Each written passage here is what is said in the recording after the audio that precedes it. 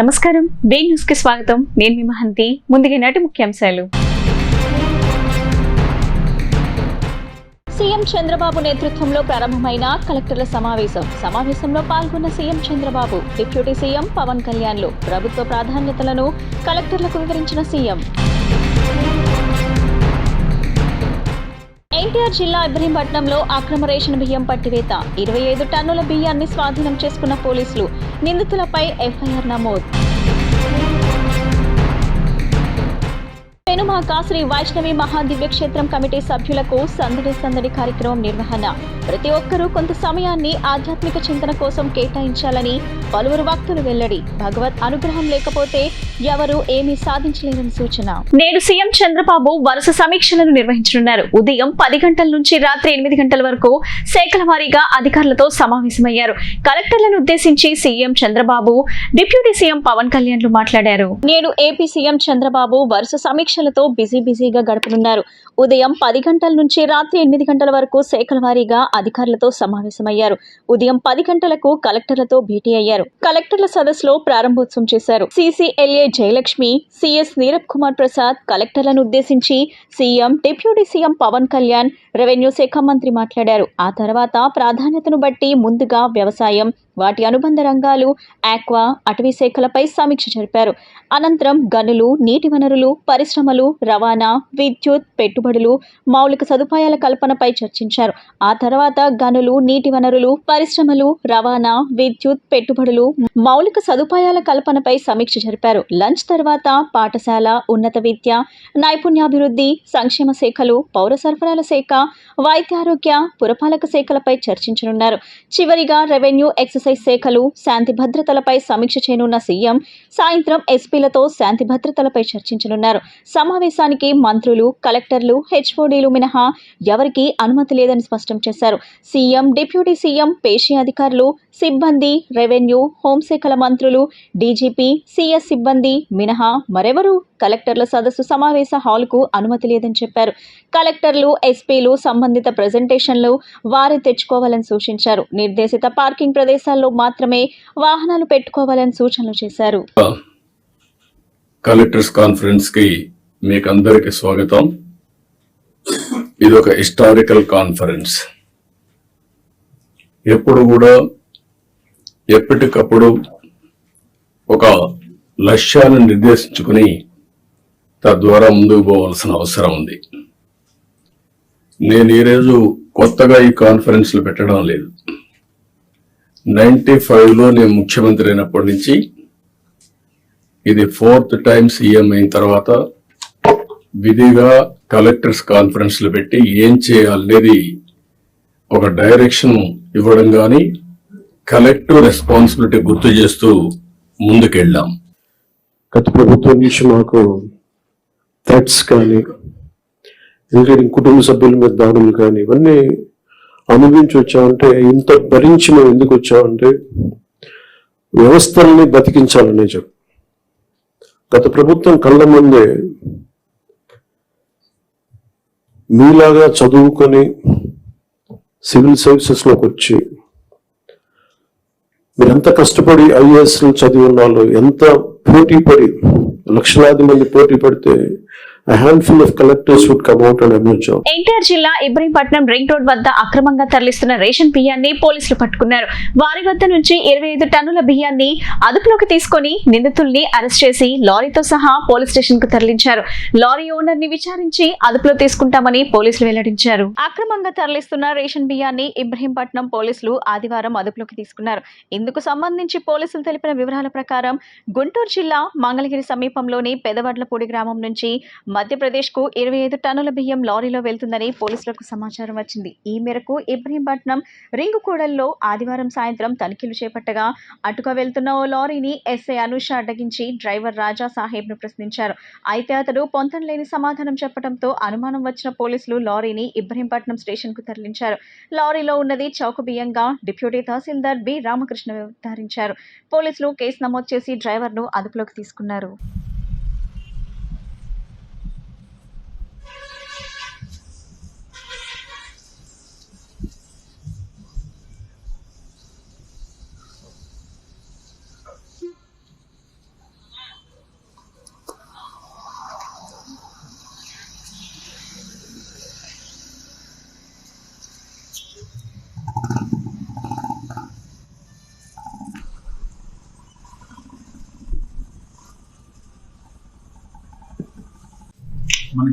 Ibrahimpatnam police వారికి వచ్చిన సమాచారం మేరకు ఈరోజు మార్నింగ్ విజయవాడ నుంచి టువర్డ్స్ హైదరాబాద్ సైడ్ వెళ్తున్న పీడిఎస్ రైస్ బ్యాగ్స్ వెళ్తున్నటువంటి 10 టైప్ లారీని ఇబ్రహీంపట్నం రింగ్ సెంటర్ దగ్గర పట్టుకోవడం జరిగింది.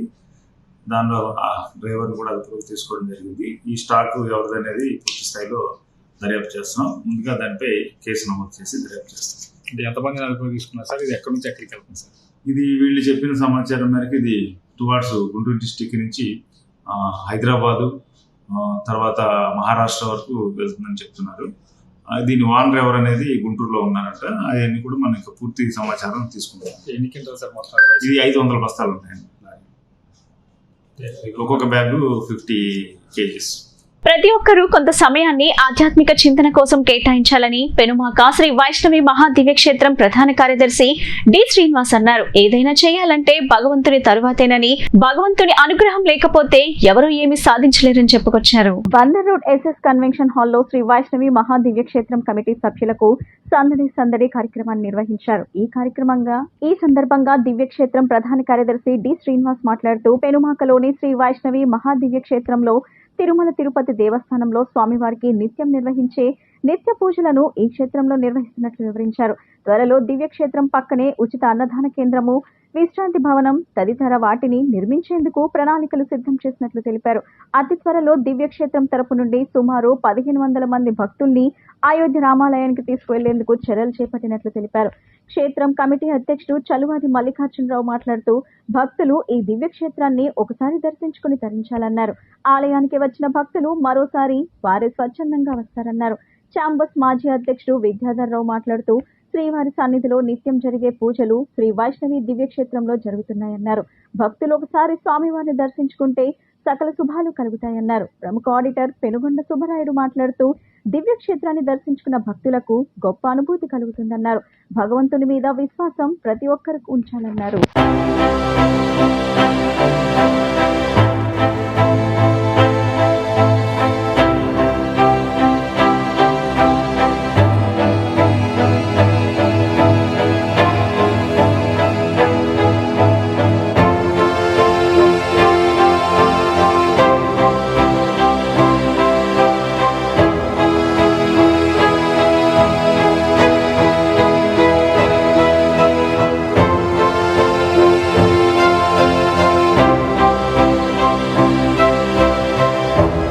వెంకటేశయ్య, శ్రీ వైష్ణవ మహాదివ్యక్షేత్రం ప్రధాన కార్యదర్శి డి శ్రీనివాసరావు. శ్రీ వైష్ణవ మహాదివ్యక్షేత్రం ఆంధ్రప్రదేశ్ రాష్ట్రంలోనే చాలా గొప్పదైనటువంటి క్షేత్రం. అటువంటి క్షేత్రం వారి ఆధ్వర్యంలో మొట్టమొదటిసారిగా ఆధ్యాత్మిక భావంతో క్షేత్ర సభ్యులందరూ కూడా, ఇది కాక విజయవాడలోని పబ్లిక్ అందరూ కలుపుకుంటూ సండే సందడిని స్వామివారికి సంబంధించిన గొప్పదైనటువంటి కార్యక్రమం. అందరూ చాలా కార్యక్రమాల్లో ఆటలు పాటలు పట్టుకుంటారు. దానికి అది కాదు, స్వామివారితో కూడా ఒక చక్కటి కార్యక్రమాన్ని రూపొందించవచ్చని శ్రీ వైష్ణవ మహాదేవ క్షేత్రం మొట్టమొదటిసారి అందరికీ తెలియపరుస్తుంది. అటువంటి గొప్పదైనటువంటి కార్యక్రమాన్ని ఈరోజు ఎస్ఎస్ కన్వెన్షన్లో మా క్షేత్ర సభ్యులందరి దంపతులతో ఈరోజు ఎంతో వైభవంగా జరుగుతుంది. త్వరలో అయోధ్యకి 1500 మందితో ఒక ట్రైన్ని భక్తులు తీసుకెళ్ళడం జరుగుతుంది. అతి త్వరలో ఏప్రిల్ 2025 నెలలో ఈ క్షేత్రంలో అఖండ శ్రీ హనుమాన్ చాలీసా పారాయణం ఈ సంవత్సరం ఏప్రిల్ 23వ తారీఖు నుండి నిర్విరామంగా 24 గంటలు కూడా జరుగుతుంది. ఇది కేవలం కార్యసిద్ధ హనుమాన్ స్వామి అనుగ్రహం. క్షేత్రపాలకుడైనటువంటి కార్యసిద్ధ హనుమాన్ స్వామి వారు ఈరోజు ఆయన భుజస్కంధాల మీద ఎలా అయితే రాముడు సీత కోసం అన్వేషిస్తున్నప్పుడు హనుమంతుడు వచ్చాడో, హనుమంతుడు లంకని వెళ్ళి సీతాదేవిని స్వామివారికి అప్పచెప్పాడో, అట్లని శ్రీ వైష్ణవ మహాదేవ క్షేత్రాన్ని ఆ శ్రీ కార్యసిద్ధ హనుమాన్ స్వామి వారు చాలా పెద్ద ఎత్తుకు తీసుకెళ్తాడని మాకు పూర్తి విశ్వాసం. ఈరోజు ఇంత పెద్ద కార్యక్రమం చేశామంటే స్వామివారి యొక్క అనుగ్రహం ఉంది. ఈరోజు కార్యక్రమానికి జ్యోతి ప్రజలు కూడా కలెక్టర్ గారు అయినటువంటి కృష్ణ చైతన్య గారి శ్రీమతి రాగదీప గారు ఈ కార్యక్రమం జ్యోతి ప్రజలు చేశారు. ఎంతోమంది ప్రముఖులు ఈ కార్యక్రమానికి వచ్చారు. ఇలానే ఈరోజు ఉన్నటువంటి మా క్షేత్ర అధ్యక్షులు శ్రీమాన్ చలవాది మల్లికార్జున గారు, గౌరవ సభ్యులు శ్రీమాన్ ఆడిటర్ సుబ్బరాయుడు గారు, అట్లానే ఇంకా మాకు సంబంధించిన సభ్యులందరూ కూడా చాలామంది ఈరోజు కార్యక్రమానికి అడుగు పెట్టారు. మా క్షేత్రం మహిళల ద్వారా ఒక మంచి ప్రపంచాన్ని ఒక ఆధ్యాత్మిక భావంతో చేయడం అనేది ఇది మరొకరికి సాటి కాదు. స్వామివారితో కూడా ఎంత గొప్ప కార్యక్రమం చేయొచ్చనే విషయాన్ని మా క్షేత్రం వారు తెలియజెప్పారు. వారందరికీ కూడా మేము సదా తలవాయి మల్లికార్జునరావు. ఓం నమో వెంకటేశాయ. మరి ఈ క్షేత్రం అభివృద్ధికి గత 4 సంవత్సరాలు బట్టి కృషి చేస్తూ ఈ రోజున ఉన్నతమైనటువంటి స్థానానికి వచ్చినటువంటి ఆ దేవాలయం స్వామివారి అనుగ్రహంతో ఈరోజు స్పెషల్గా ఎక్కడ మన ఆంధ్రప్రదేశ్లోనే ఏ ప్రదేశంలో లేనటువంటి గ్రౌండ్ ఫ్లోర్లో వెంకటేశ్వర స్వామి, ఫస్ట్ ఫ్లోర్లోనేమో పరంపదనాథుడు, అలాగే సెకండ్ ఫ్లోర్లో శ్రీరంగనాథుడు, మధ్యలో 54 దివ్యదేశాలు ఒక ఫ్లోర్లో, ఇంకొక ఫ్లోర్లో 54 దివ్యదేశాలు. ఇవన్నీ పూర్తి చేయడానికి దాదాపుగా ఒక 3 సంవత్సరాలు పట్టిందండి మాకు. మరి అందరి యొక్క భక్తుల యొక్క సహకారంతో మరి ఈ కార్యక్రమం అంతా కూడా జయప్రదమైంది. అలాగే మరి ఇప్పుడు అన్నదాన భవనం కూడా కడుతున్నాం మేము అక్కడ వెనకాల. దానికి కూడా చాలామంది భక్తులు స్పందిస్తున్నారు. మరి ఎంత కంప్లీట్గా భక్తుల యొక్క సహకారంతో మేము ముందుకెళ్తాం జరుగుతుంది. ఓం నమో వెంకటేశాయ. ఈరోజు ఈ వైష్ణవ క్షేత్రం వాళ్ళు నిర్వహించినటువంటి ఈ ఆధ్యాత్మిక కార్యక్రమానికి పెద్దలందరూ వచ్చారు. ముఖ్యంగా తలవాయి మల్లికార్జున గారు, శ్రీనివాస్ గారు చాలా కష్టపడి ఈ క్షేత్రాన్ని అభివృద్ధి చేస్తున్నారు. మరి ఆంధ్రప్రదేశ్లోనే ఇట్లాంటి క్షేత్రాన్ని మనము చూడలేదు. ఈ క్షేత్ర యొక్క అభివృద్ధికి నా వంతు సహాయ సహకారాలు చేస్తున్నాను. ముందు కూడా చేస్తానని ప్రామిస్ చేస్తూ నాకు ఈ అవకాశం ఇచ్చినటువంటి పెద్దలందరికీ కూడా హృదయపూర్వక ధన్యవాదాలు తెలియజేస్తున్నాను. ముందుగా అందరికీ హ్యాపీ ఫ్రెండ్షిప్ డే. ఒక బహుత్తరమైనటువంటి విజయవాడ మహానగరంలో అతి గొప్ప ప్రాచుర్యమైనటువంటి పెనుమాక మహాదివ్యక్షేత్రం. ఆ దివ్యక్షేత్రంలో ఉండవలసినటువంటి ఆ వెంకటేశ్వర స్వామి మన కలియుగ దైవం. దానికి 108 దివ్య దేశాల యొక్క పవిత్రతని తీసుకొచ్చి మన అందరి నింగిటాదించినటువంటి పెద్దలు గౌరవనీయులు మల్లికార్జునరావు గారు, అలాగే మా శ్రీనివాస్ గారు. ఒక మహాదివ్య క్షేత్రం ఈరోజు హిందువులకి పండగ. అలాగే అక్కడ సూర్య భగవాన్ని విగ్రహం పెట్టి ఈరోజు సూర్యభగ దేవాలయం చేయడం కానివ్వండి, ప్రతిరోజు హనుమాన్ చాలీస్ కార్యక్రమం చేయబడి సాక్షాత్తు ఈరోజు పుణ్య దేశం ఏదైనా ఉందంటే పుణ్య దేవాలయం పెనుమాక మహాదివ్య క్షేత్రం. అలాంటి మహాదివ్య క్షేత్రాన్ని ఒకసారి దర్శించి మన యొక్క పుణ్యాన్ని సంపాదించుకోవడానికి అక్కడ అనేక ఏర్పాట్లు జరుగుతున్నాయి. రాబోయే కాలంలో అన్నదాన కార్యక్రమం కానివ్వండి, ప్రతి శనివారం మన స్వామివారి కళ్యాణ మహోత్సవం కానివ్వండి, నిత్యం జరిగే ధూపదీప నైవేద్యం కానివ్వండి, అలాగే రాబోయే కాలంలో మరి ఉదయాస్తమన సేవ ప్రవేశపెట్టి దాన్ని కూడా జనవరి నుంచి మరి తిరుపతిలో ఏదైతే జరుగుతుందో అలాగా సోమవారం కార్యక్రమం, మంగళవారం కార్యక్రమం, అలాగే బుధవారం కార్యక్రమం లాగా మరి ఉదయాస్తమన సేవను ప్రవేశపెడుతున్నారు. కాబట్టి భక్తులందరూ ఈ అవకాశాన్ని సద్వినియోగం చేసుకోవడం, ఈరోజు మా కమిటీ సభ్యులు మరి పెద్దలు అందరితో ఈ సందడి కార్యక్రమం భగవత్ నిర్ణయంగా భావించి రాబోయే కాలంలో అందరికీ ఈ మహాదివ్య క్షేత్రం యొక్క ఫలితాన్ని ఆ స్వామివారి ఆశీస్సులు అందరికీ ఉండాలని మనస్ఫూర్తిగా కోరుకుంటూ ఈ సందడి కార్యక్రమ నిర్వాహకులకి, డోనర్స్కి, అలాగే ఎవరైతే ఈ కార్యక్రమాన్ని భాగస్వాములు అయ్యారో వాళ్ళందరికీ పేరు పేరున ధన్యవాదాలు. Thank you. తాజాగా సుప్రీంకోర్టు ఎస్సీ వర్గీకరణపై ఇచ్చిన తీర్పు నేపథ్యంలో రెల్లి ఉపకులాల వారికి 3% జనరల్ రిజర్వేషన్ అమలు చేయాలని ఆంధ్రప్రదేశ్ ప్రభుత్వానికి రెల్లి ఇంటలెక్చువల్ ఫోరం అధ్యక్షులు బండి ఆది సురేంద్ర విజ్ఞప్తి చేశారు. ఎస్సీ కులాల్లో రెల్లి జాతి అత్యంత వెనుకబడి ఉందని ఆవేదన వ్యక్తం చేశారు.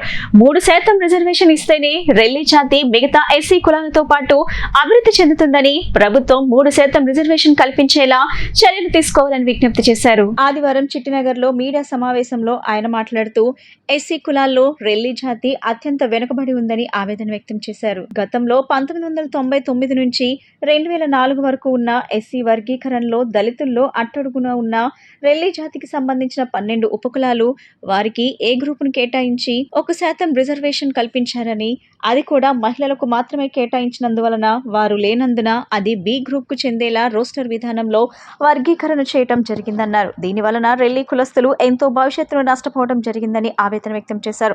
ప్రస్తుతం రాష్ట్రంలో దాదాపు 20 లక్షల మంది రెల్లి కులస్తులు ఉన్నారని, వారికి 3% రిజర్వేషన్ ఇస్తేనే రెల్లి జాతి మిగతా ఎస్సీ కులాలతో పాటు అభివృద్ధి చెందగలదని ఆయన వివరించారు. కావున ప్రభుత్వం రెల్లి ఉపకులాల వారికి న్యాయం చేసేలా వెంటనే 3% జనరల్ రిజర్వేషన్ రెల్లి జాతికి కల్పించాలని ఆయన కోరారు. రెల్లి ఇంటెలెక్చువల్ ఫోరం రాష్ట్ర నాయకులు మీసాల ఏడుకొండలు మాట్లాడుతూ దళితులుగా రెల్లి జాతి కులాల వారు ఉన్నారని ఆవేదన వ్యక్తం చేశారు. ప్రభుత్వం వెంటనే రెల్లి కులానికి ఉపకులాలకు 3% జనరల్ రిజర్వేషన్ కల్పించాలని కోరారు. రాష్ట్ర ముఖ్యమంత్రి చంద్రబాబు, డిప్యూటీ సీఎం పవన్ కళ్యాణ్ తదితరులు ఈ మేరకు చర్యలు తీసుకోవాలని ఆయన విజ్ఞప్తి చేశారు. రెల్లి జాతికి 3% జనరల్ రిజర్వేషన్లకు ఇతర ఎస్సీ కులాలు కూడా తమ మద్దతు ప్రకటించాలని ఆయన కోరారు. ఈ కార్యక్రమంలో Relli intellectual forum general secretary నిమ్మకాయల రమణమూర్తి, నాయకులు బుర్రా శ్రీను, వడ్డాది శ్రీనివాసరావు, దనాల శ్రీనివాసరావు, ముత్యాల మారుతి, పాలేపు శివ, దనాల రాఘవేంద్ర, చెన్నా జయరాం, ఎర్రంశెట్టి శివగణేష్, దలై రాజేష్, బంగారు నాగబాబు తదితరులు పాల్గొన్నారు. మిత్రులందరికీ కూడా శుభాభినందనలు. నేను బండి ఆది సురేంద్ర, రెల్లి మేధావుల సంఘం ఆంధ్రప్రదేశ్ రాష్ట్ర అధ్యక్షుడిగా దాదాపు 2012వ సంవత్సరం నుంచి రాష్ట్రం నలుమూలల రెల్లి జాతికి సంబంధించినటువంటి విద్య, ఉద్యోగ, వైద్య, ఉపాధి, ఆర్థిక, రాజకీయ, సామాజిక రంగ అభివృద్ధి కోసం ఎనలేని సేవలు అందిస్తున్నటువంటి సంఘం. ఇప్పుడు ఈ ప్రెస్ మీట్ని అత్యవసరంగా ఏర్పాటు చేయడానికి ముఖ్యమైనటువంటి కారణం, భారతదేశ అత్యున్నత న్యాయస్థానం అయినటువంటి సుప్రీంకోర్టు గత 3 రోజుల క్రితం ఎస్సీల వర్గీకరణను ఆమోదిస్తూ రాష్ట్రానికి సంబంధించినటువంటి భౌగోళిక పరిస్థితుల ఆధారంగా అక్కడ ఉన్నటువంటి సామాజిక పరిస్థితుల దృష్ట్యా ఎస్సీ వర్గీకరణను ఆమోదిస్తూ ఉత్తర్వులు జారీ చేయడం అండి. ఇది మిగతా సోదరులకి శుభపరిణామమో లేకపోతే బాధపడే విషయమో మాకైతే తెలియదు, కానీ ఇది రెల్లీలకు మాత్రం ఖచ్చితంగా చింతించవలసిన విషయం. ఎందుకంటే దాదాపు 1990 నుండి 99 నుండి 2004 వరకు కూడా ఎస్సీ వర్గీకరణ అమలు ఉన్నటువంటి సమయంలో మా సోదరులుగా ఉన్నటువంటి మాలలకు కానీ మాదిగలకు కానీ విద్య, ఉద్యోగ, ఉపాధి. జై రెల్లి, జై భీమ్. మిత్రులారా, ఈ రోజున ఈ పాత్రికేయుల మీటింగ్ ఎందుకు పెట్టామంటే, భారతదేశంలో అత్యున్నతమైనటువంటి న్యాయస్థానం సుప్రీంకోర్టు ఎస్సీ వర్గీకరణ విషయంలో, రిజర్వేషన్ల విషయంలో ఆగస్టు 1వ తారీఖున ఇచ్చినటువంటి తీర్పుకి రాష్ట్ర ప్రభుత్వాలకి ఆ రిజర్వేషన్లను అమలు చేయాలని చెప్పేసి చెప్పడంతో గతంలో జరిగినటువంటి వర్గీకరణలో అన్యాయమైనటువంటి మా రెల్లి జాతి కోసం సుమారుగా 20 సంవత్సరాలుగా పనిచేస్తున్నటువంటి రెల్లి మేధావుల సంఘానికి సపోర్ట్ చేస్తూ మేమందరం కూడా అవసరమైతే ఆ సంఘంలో ఉండి పనిచేయడానికి సిద్ధపడుతూ ఈ రోజున ఈ పాత్రికేయుల మీటింగ్ అనేటువంటిది పెట్టడం జరిగింది. ముఖ్యంగా దళితులమైనటువంటి మేము అస్పృశ్యతకి మొత్తం అనాగరికమైనటువంటి పనులు చేసినటువంటి మా రెల్లీలు చాలా ఎక్కువ భాగం. మా పేరు బొర్రా శ్రీనివాసు, నేను రెల్లి సంఘ నాయకుడిని. ఈ రోజు నుంచి మేమంతా ఆర్ఎఫ్ సంఘానికి మద్దతు ఇవ్వడం కోసం ఈ రోజు ఈ మీడియా మిత్రులతో మాట్లాడడం జరుగుతుంది. అయితే ముఖ్యంగా ఈ వర్గీకరణ విషయంలో 1999 నుండి 2004లో మాకు నష్టం జరిగిందనే విషయం అందరికీ తెలుసు. మళ్ళీ 20 ఏళ్ల తర్వాత మాకు పండగల వాతావరణం వచ్చింది. కానీ ఈ పండగ వాతావరణంలో మరలా మాకు అదే రిజర్వేషన్ అమలుపరచమని ఈ సుప్రీంకోర్టు చెప్పడం వల్ల మాకు మాలా మాదిగులు కానీ ఇటుపక్క రాజకీయం నుంచి కానీ మాకు సపోర్ట్ లేదండి. అయితే మా ప్రాబ్లం ఏంటంటే, అప్పుడు లబ్ధి పొందలేదు, ఇప్పుడు లబ్ధి పొందలేకపోతున్నాం. మా పేరెంట్స్ మమ్మల్ని కాయా కాసం అమ్మి అప్పో సప్పో చెప్పి చదివిస్తే ఈరోజు విద్యార్థులందరూ కూడా ఉద్యోగం లేక మళ్ళీ కూలి పని పరిస్థితి వచ్చింది. దానికి కేవలం రిజర్వేషన్ లేకపోవడం వల్ల. మాకు ఇప్పుడు కానీ ఈ ప్రభుత్వం ఎస్సీ ఎస్టీల రిజర్వేషన్ ను రాష్ట్ర ప్రభుత్వాలే నిర్ణయించుకోవచ్చునని సుప్రీంకోర్టు ఇచ్చిన తీర్పును స్వాగతిస్తున్నామని ఎంఆర్పీఎస్ వ్యవస్థాపక అధ్యక్షులు బ్రహ్మయ్య మాదిగ అన్నారు. విజయవాడ ప్రెస్ క్లబ్ లో మీడియాతో మాట్లాడిన ఆయన ఏబిసిడి వర్గీకరణను అమలు చేయాలని 1994లో ఉద్యమం ప్రారంభించామని గుర్తు చేశారు. ఎన్నో సవాళ్లను ఎదుర్కొంటూ న్యాయస్థానాల్లో పోరాటాలు చేస్తూ వచ్చామని, అత్యున్నత న్యాయస్థానం తీర్పుతో తమకు న్యాయం జరుగుతుందని ఆకాంక్షించారు. చంద్రబాబు ముఖ్యమంత్రిగా ఉన్న సమయంలో ఇటువంటి తీర్పు రావటం శుభపరిణామమన్నారు. గాంధీవాది, ప్రపంచ తెలుగు మహాసభల ఆద్యుడు, దివిసీమ గాంధీగా కొనియాడబడిన మండలి వెంకట కృష్ణారావు ఆదర్శనీయుడని వికాస కేంద్రం అధ్యక్షుడు నరహర్శెట్టి నరసింహారావు కొనియాడారు. దివిసీమ ఉప్పిన సమయంలో మండలి వెంకట కృష్ణారావు చేసిన సేవా కార్యక్రమాలు ప్రపంచవ్యాప్తంగా కొనియాడబడ్డాయని గుర్తు చేశారు. మాజీ పార్లమెంట్ సభ్యులు, మాజీ మంత్రి దివంగత మండలి వెంకట కృష్ణారావు 99వ జయంతి కార్యక్రమాన్ని Vijayawada one town Kaleshwaram market లో ఘనంగా నిర్వహించారు. మండలి వెంకట కృష్ణారావు సామాజిక వికాస కేంద్రం, నేషనల్ ఫ్రూట్ హ్యాకర్స్ యూనియన్ సంయుక్త ఆధ్వర్యంలో నిర్వహించిన ఈ కార్యక్రమంలో వికాస్ కేంద్రం అధ్యక్షుడు నరహర్శెట్టి నరసింహారావు ముఖ్య అతిథిగా పాల్గొని మండలి వెంకట కృష్ణారావు చిత్రపటానికి పూలమాల వేసి నివాళులర్పించారు. ఈ సందర్భంగా నరహర్శెట్టి నరసింహారావు మాట్లాడుతూ ప్రముఖ గాంధీవాది, ప్రపంచ తెలుగు మహాసభల ఆద్యుడు, దివిసీమ గాంధీగా కొనియాడబడిన మండలి వెంకట కృష్ణారావు ఆదర్శనీయుడమన్నారు. దివిసీమ ఉప్పిన సమయంలో మండలి వెంకట కృష్ణారావు చేసిన సేవా కార్యక్రమాలు ప్రపంచవ్యాప్తంగా కొనియాడబడ్డాయని గుర్తు చేశారు. నేటి తరం రాజకీయ నాయకులు మండలి వెంకట కృష్ణారావును ఆదర్శంగా తీసుకోవాలన్నారు. ఆయన సేవలను కొనసాగించడమే ఆయనకు ఇచ్చే ఘనమైన నివాళి అని అన్నారు. ఈ సందర్భంగా పేదలకు, మార్కెట్లోని ప్రజలకు పండ్లను పంపిణీ చేశారు. ఈ కార్యక్రమంలో ప్రముఖ న్యాయవాది కండలి వరప్రసాద్, వికాస కేంద్రం సభ్యులు పారారాజు, గాలిగురవయ్య, కలుకూరి రాజు, కిరికిటికొండ, తడికమల్ల వెంకటేశ్వరరావు, పైడిపల్లి బాబు, రమణ, లైట్లు జానీ, షేక్ మునాఫ్ తదితరులు పాల్గొన్నారు.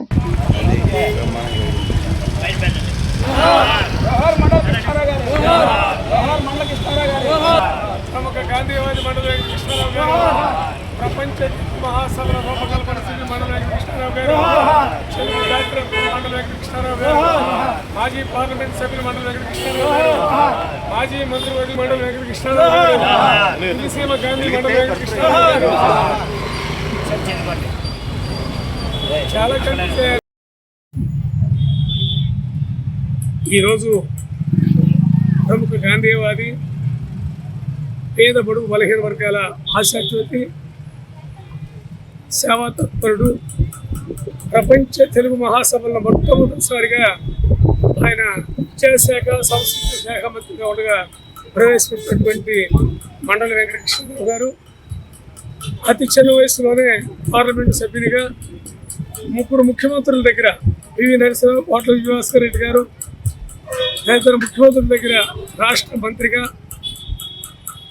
సాంఘిక శాఖ మంత్రిగా, విద్యాశాఖ మంత్రిగా, సంస్కృతి శాఖ మంత్రిగా, కోట్ల విజయభాస్కర్ రెడ్డి గారు ముఖ్యమంత్రిగా ఉన్నప్పుడు సహకార శాఖ మంత్రిగా కూడా 3 పర్యాయాలు ఈ రాష్ట్రాన్ని మంత్రిగా చేసినటువంటి మహనీయుడు, సేవా తత్పరుడు, నిజాయితీపరుడు, ఏ రోజు కూడా అవినీతి ఆరోపణలు లేనటువంటి క్లీన్ చిట్ మంత్రి, సేవా నాయకుడు.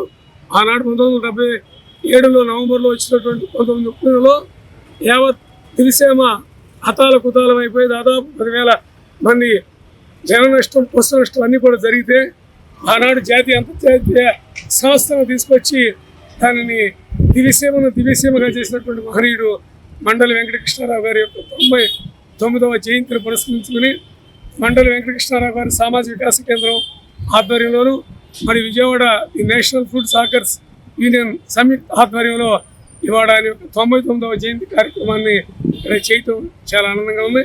అదేవిధంగా పేదలకు కూడా పళ్ళు పంపిణీ చేసాం. మిగిలినటువంటి ఇతర సేవా కార్యక్రమాలు కూడా చేయడం జరిగింది. గతంలో కూడా వికాస కేంద్రం ఆధ్వర్యంలో తెలుగు వెలుగులకు సత్కారం అనే కార్యక్రమాన్ని పెట్టి ఆనాడు వివిధ రంగాల్లో నిష్ఠాతులైనటువంటి లవణం గారు, సివి రాఘవాచారి గారు భద్ర రంగం నుంచి, అలాగే వయోలిన్ రామస్వామి గారు, అలాగే తుర్లపాటి కుటుంబరావు గారు లాంటి మహనీయులకు ఆనాడు సన్మానం చేయడం కూడా జరిగిందని సందర్భంగా మనవి చేస్తూ, నేటి యువతరం నాయకులు మండలి వెంకట కృష్ణారావు గారు ఆదర్శంగా తీసుకోవాలని సమయంగా మనవి చేస్తూ, ఆయన ఆశయ సాధన కోసం మేము నిరంతరం కృషి చేస్తామని ఈ సందర్భంగా మనవి చేస్తూ ఆయనకి గణ్యవాళ్ళు అర్పిస్తాం.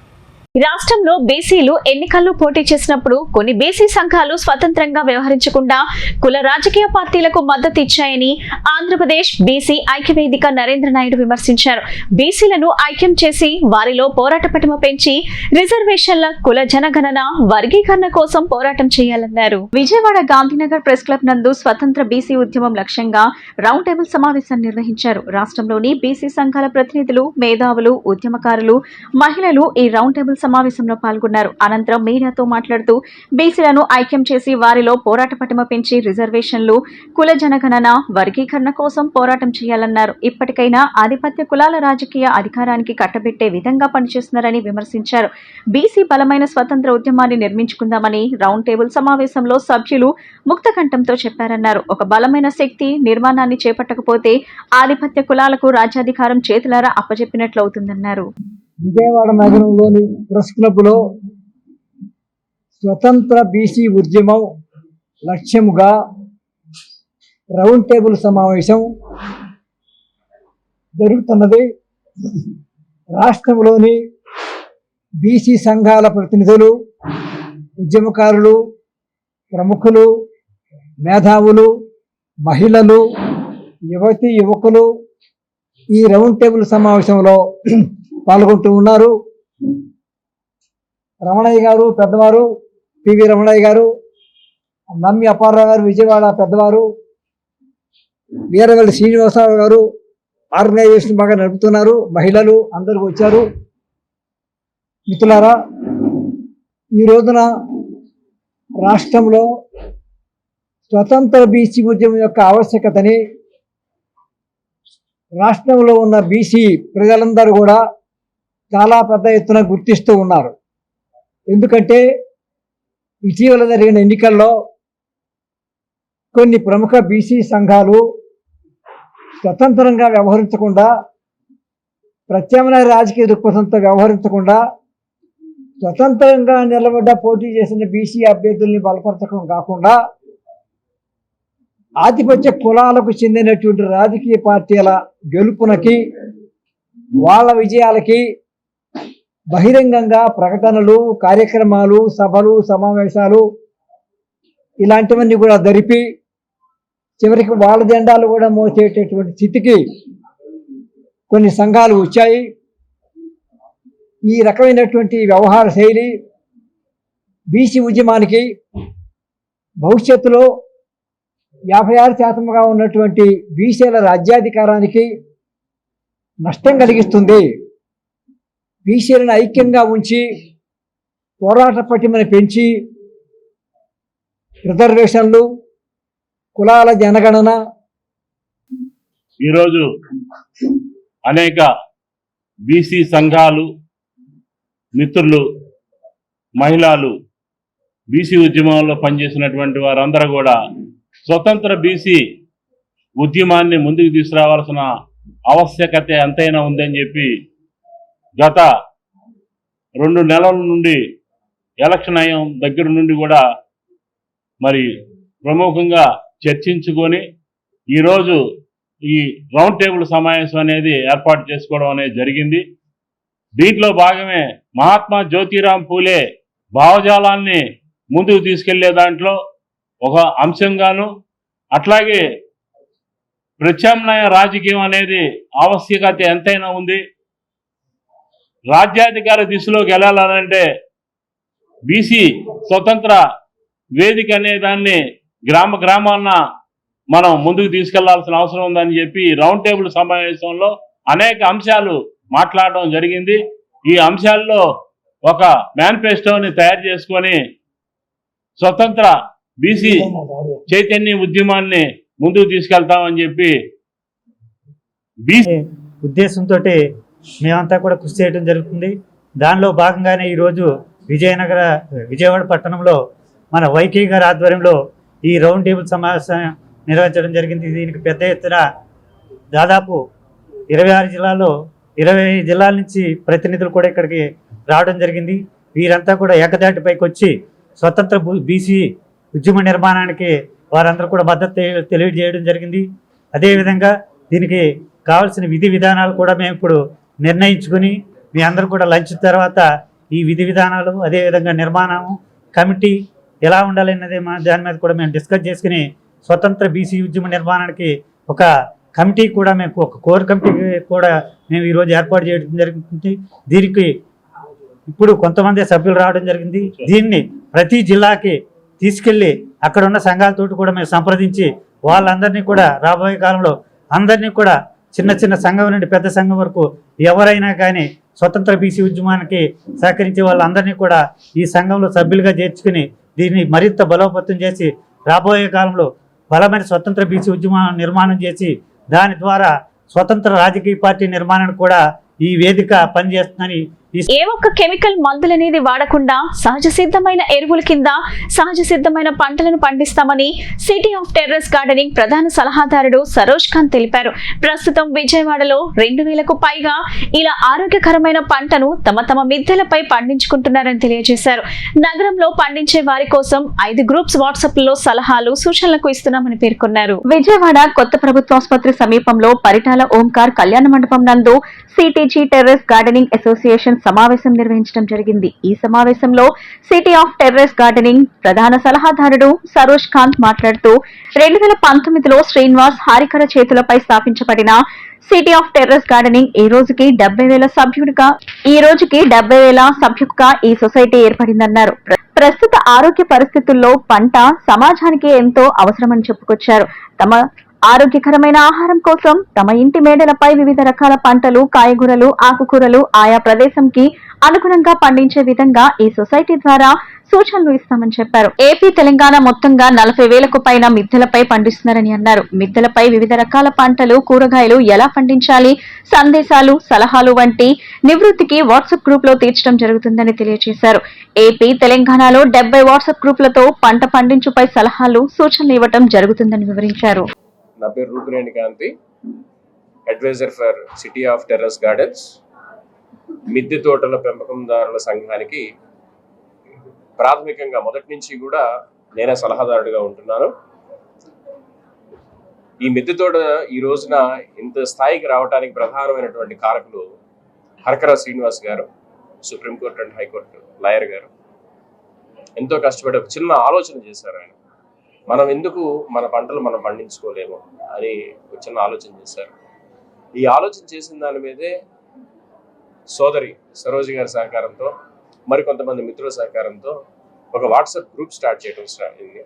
తద్వారా స్ట్రాబెర్రీ మొక్కల మొత్తం మిద్దె తోటదారులందరికీ కూడా, సాగుదారులందరికీ కూడా పంచడం, వారికి అక్కడి నుంచి అది ఎలా సాగు చేసుకోవాలనే పాయింట్ మీద సబ్జెక్ట్స్ చెప్పించడం, ఈ విధంగా అడుగడుగును పెంచుకుంటూ వెళుతూ ఇంతింతే వడ్డింతే అన్నట్లుగా ఈ రోజున 70,000 మంది సభ్యులతో 60 పైచిలకు వాట్సాప్ గ్రూపులు నడుపుకుంటూ కేవలం ఆంధ్ర, తెలంగాణ అనే కాకుండా బెంగళూరు, మెడ్రాస్, ఢిల్లీ ఇటువంటి మెట్రోపాలిటన్ సిటీస్లో కూడా ఈ సిటీజీ గ్రూప్స్ నడపడం జరుగుతుంది. ఇన్ని వేల మందికి వచ్చేటువంటి ప్రశ్నలు కానీ, సమాధానాలు కానీ, క్వశ్చన్ అండ్ ఆన్సర్స్ అని మళ్ళీ సపరేట్గా గ్రూప్ చేసుకొని అడ్మిన్స్ అందరూ కలిసి ఒక గ్రూపులో రన్ చేసుకుంటూ ఆయా ప్రాంతాల్లో వచ్చేటువంటి సమస్యల్ని ప్రాథమికంగా ఏ రకంగా నివారించుకోవాలి, అది కూడా ప్రకృతి సిద్ధంగా, సహజ సిద్ధంగా ఏ రకమైనటువంటి జాగ్రత్తలు తీసుకుంటే ఈ పంటలన్నీ కూడా చేతికి అందుతాయి అనే విషయాల్లో సోదరి సరోజ్ గారు కానివ్వండి, వాసిరెడ్డి సుమంత్ గారు కానివ్వండి, ఇటువంటి వాళ్ళందరూ, మరికొంతమంది ఎక్స్పర్ట్స్ ఎవరి వంతు కర్తవ్యంగా వాళ్ళ పంటలు వాళ్ళ మిద్దె తోటల మీదే పండించుకుంటూ ఆరోగ్యకరమైన ఆహారం తీసుకుంటూ ఆ ఆహారాన్ని మళ్ళీ 10 మందికి పంచుతూ ఈరోజు ఆరోగ్యవంతమైన సమాజం కోసం పాటుపడుతున్నటువంటి ఈ సిటీజీకి రాజకీయ పార్టీలకు అతీతంగా అన్ని సామాజిక వర్గాల వారి హక్కుల పరిరక్షణ కోసం సామాజిక న్యాయ పోరాట వేదిక ఎప్పుడూ కృషి చేస్తుందని సోషల్ జస్టిస్ ఫోరం రాష్ట్ర కన్వీనర్ రావి శ్రీనివాస్ తెలిపారు. అందరికీ సమన్యాయం, సామాజిక న్యాయం చేయాలని డిమాండ్ చేశారు. సామాజిక అసమానతలతో లోపభాయిష్టంగా అమలవుతున్న రిజర్వేషన్ విధానాన్ని సత్వరమే సవరించాలని డిమాండ్ చేశారు. సోషల్ జస్టిస్ ఫోరం రాష్ట్ర కన్వీనర్ రావి శ్రీనివాస్ అధ్యక్షతన ప్రెస్ క్లబ్ లో విలేకరుల సమావేశం జరిగింది. ఈ కార్యక్రమంలో ఎమ్మెల్సీ అభ్యర్థులను ప్రకటించారు. సోషల్ జస్టిస్ ఫోరం తరపున ఉమ్మడి కృష్ణా గుంటూరు పట్టభద్రుల ఎమ్మెల్సీ అభ్యర్థిగా బీసీ సామాజిక ఉద్యమ నాయకులు, సోషల్ జస్టిస్ ఫోరం రాష్ట్ర చైర్మన్, హైకోర్టు అడ్వకేట్, విద్యా సంస్థల అధినేత ఎర్రాకుల తులసిరాం యాదవ్, ఉమ్మడి ఉభయ గోదావరి జిల్లాల పట్టభద్రుల ఎమ్మెల్సీ అభ్యర్థిగా కోటిపల్లి అయ్యప్పలు ఎంపిక చేశారు. సోషల్ జస్టిస్ ఫోరం రాష్ట్ర కన్వీనర్ రావి శ్రీనివాస్ మాట్లాడుతూ ప్రజలకు మేలు చేసేందుకు రాబోయే ఎమ్మెల్సీ ఎన్నికల్లో తాము పోటీల్లో నిలబడతామని స్పష్టం చేశారు. ఈ కార్యక్రమంలో సోషల్ జస్టిస్ ఫోరం కో కన్వీనర్లు పంచాది రంగారావు, పెద్దిరెడ్డి మహేష్, నల్లజర్ల రామారావు తదితరులు పాల్గొన్నారు. వార్తలు ముగించే ముందు ముఖ్యాంశాలు మరోసారి. సీఎం చంద్రబాబు నేతృత్వంలో ప్రారంభమైన కలెక్టర్ల సమావేశంలో పాల్గొన్న CM Chandrababu, deputy CM Pawan కళ్యాణ్లు ప్రభుత్వ ప్రాధాన్యతలను కలెక్టర్లకు వివరించిన సీఎం. ఎన్టీఆర్ జిల్లా ఇబ్రహీంపట్నంలో అక్రమ రేషన్ బియ్యం పట్టివేత, 25 టన్నుల బియ్యాన్ని స్వాధీనం చేసుకున్న పోలీసులు, నిందితులపై ఎఫ్ఐఆర్ నమోదు. పెనుమాక శ్రీ వైష్ణవి మహాదివ్యక్షేత్రం కమిటీ సభ్యులకు సందడి కార్యక్రమం నిర్వహణ. ప్రతి ఒక్కరూ కొంత సమయాన్ని ఆధ్యాత్మిక చింతన కోసం కేటాయించాలని పలువురు భక్తులు వెల్లడి. భగవత్ అనుగ్రహం లేకపోతే ఎవరు ఏమీ సాధించలేరని సూచన. ఈ బులెటిన్ ఇంతటితో సమాప్తం. తిరిగి మరో బులెటిన్ కలుద్దాం. నమస్కారం.